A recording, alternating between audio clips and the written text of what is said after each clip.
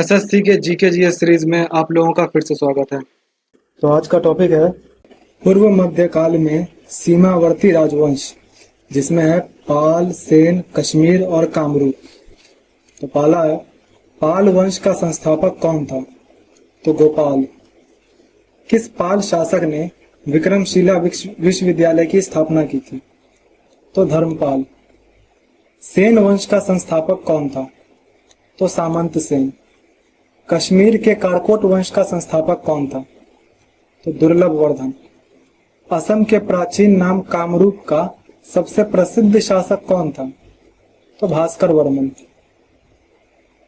किस पाल शासक को उत्तरापथ स्वामी की उपाधि मिली थी? तो धर्मपाल को मिली थी। गीत गोविंद के लेखक जयदेव किसके दरबार में थे? तो लक्ष्मण सेन के। कश्मीर के किस शासक ने मार्तंड सूर्य मंदिर का निर्माण करवाया था? तो ललितादित्य मुक्ता पीर ने। हर्षवर्धन के समकालीन कामरूप का शासक कौन था? तो भास्कर वर्मन।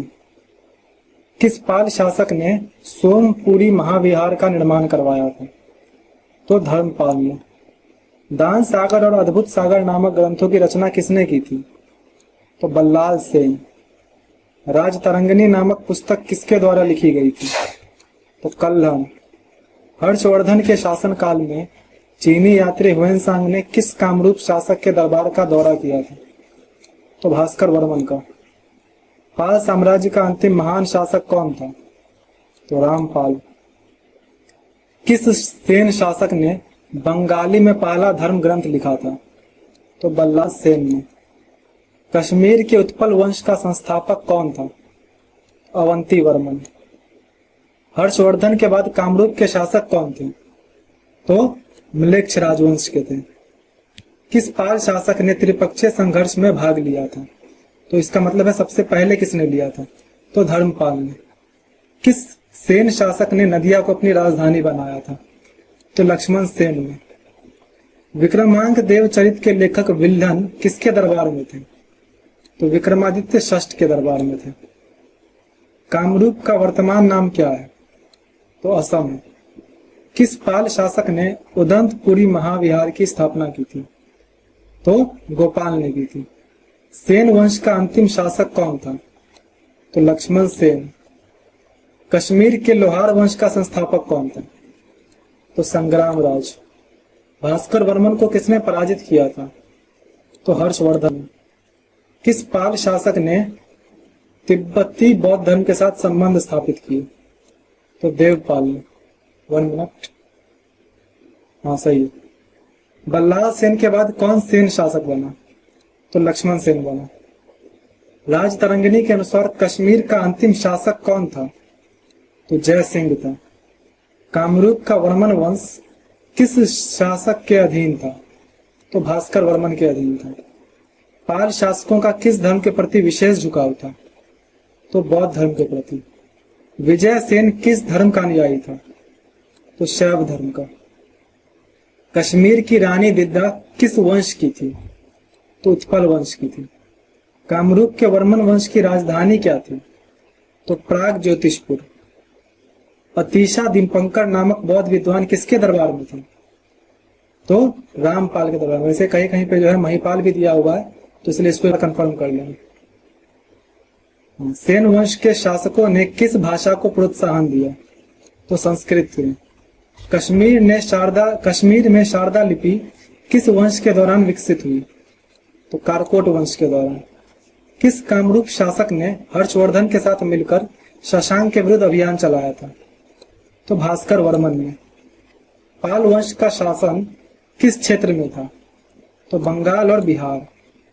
बल्लाल सेन के शासनकाल में कौन सा धार्मिक सुधार आंदोलन चला था?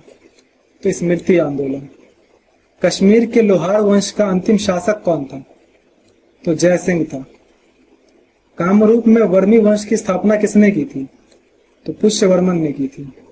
किस पाल शासक के शासनकाल में कन्नौज पर आक्रमण हुआ था? तो धर्मपाल के टाइम पे। लक्ष्मण सेन के शासनकाल में किस मुस्लिम सेनापति ने बंगाल पर आक्रमण किया था?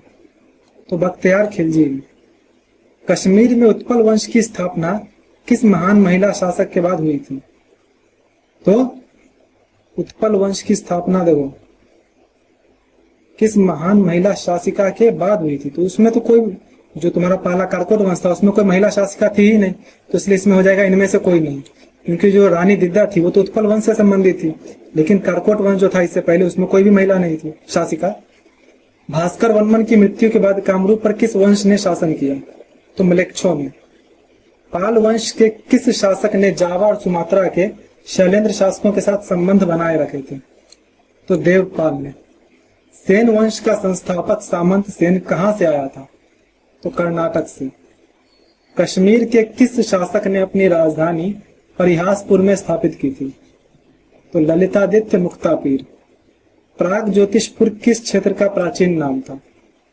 तो असम का। पाल कला शैली का सबसे प्रसिद्ध उदाहरण कौन सा है? तो मूर्ति कला। सेन वंश के किस शासक को विजय प्रशस्ति में अराशूर सेन कहा गया? तो विजय सेन को कहा गया। कश्मीर के किस शासक ने दिद्दा नामक रानी से विवाह किया था? तो क्षेमगुप्त ने किया था। कामरूप में पुष्यवर्मन के बाद किस शासक ने सत्ता संभाली? तो समुद्रवर्मन ने संभाली। नालंदा विश्वविद्यालय का संरक्षक कौन सा पाल शासक बना? तो धर्मपाल बना। बल्लाल सेन के बाद सेन वंश का शासक कौन था जिसने नदिया को राजधानी बनाया? तो लक्ष्मण सेन। कश्मीर के उत्पल वंश का अंतिम शासक कौन था? तो रानी दिद्दा थी। इसके बाद जो है यशस्कर वंश शुरू होता है। हर्षवर्धन और भास्कर वर्मन के बीच मित्रता किस चीनी यात्री ने करवाई थी? तो हुएनसांग ने करवाई थी। हालांकि इससे पहले भी जो है जब इसको हराने के लिए गया था शशांक को, तो उस समय भास्कर वर्मा ने मदद की थी। पाल साम्राज्य का पतन किस शासक के बाद शुरू हुआ? तो रामपाल के बाद। बल्लाल सेन ने कौन सी सामाजिक व्यवस्था को पुनर्गठित किया था? तो कौलिन्य व्यवस्था। कल्लन ने राजतरंगिणी में किस काल तक का इतिहास लिखा है? तो 12वीं शताब्दी का। कामरूप के वर्मन वंश के किस शासक ने हर्षवर्धन को अपना दूत भेजा था? तो भास्कर वर्मन ने भेजा था। पाल वंश का अंतिम शासक कौन था जिसे सेन शासकों ने पराजित किया? तो मदन पाल था। सेन वंश का शासन किस क्षेत्र में था? तो बंगाल और बिहार में। मार्तंड सूर्य मंदिर का निर्माण किस शैली में हुआ? तो कश्मीर शैली में हुआ। कामरूप का सबसे प्राचीन वंश कौन सा था? तो कामरूप का सबसे प्राचीन वंश था नरकासुर वंश। किस पाल शासक ने बंगाल में कैवर्त विद्रोह का सामना किया था? तो महिपाल द्वितीय ने। लक्ष्मण सेन करवाड़ी कवि कौन थे? तो जयदेव, होई, हलायुध ये तीनों ही थे। हर्ष नामक कवि और शासक किस वंश से संबंधित था? तो लोहार वंश से। कामरूप के किस शासक ने अपनी राजधानी को प्राग ज्योतिषपुर से हथियागढ़ स्थानांतरित किया था? तो सल स्तंभ ने। पाल साम्राज्य की राजधानी क्या थी? तो मुंगेर। बल्लाल सेन द्वारा लिखित दान सागर किस विषय पर आधारित है? तो दान से संबंधित है। कश्मीर के लोहार वंश की स्थापना किसने की थी? तो संग्राम राज ने। हर्षवर्धन के शासनकाल में कामरूप का शासक कौन था? भास्कर वर्मन था। पाल शासकों के अधीन नालंदा और विक्रमशिला में किस धर्म का अध्ययन होता था? तो वज्रयान बौद्ध धर्म का। सेन वंश का शासन बंगाल में कब तक रहा? तो 13वीं शताब्दी तक।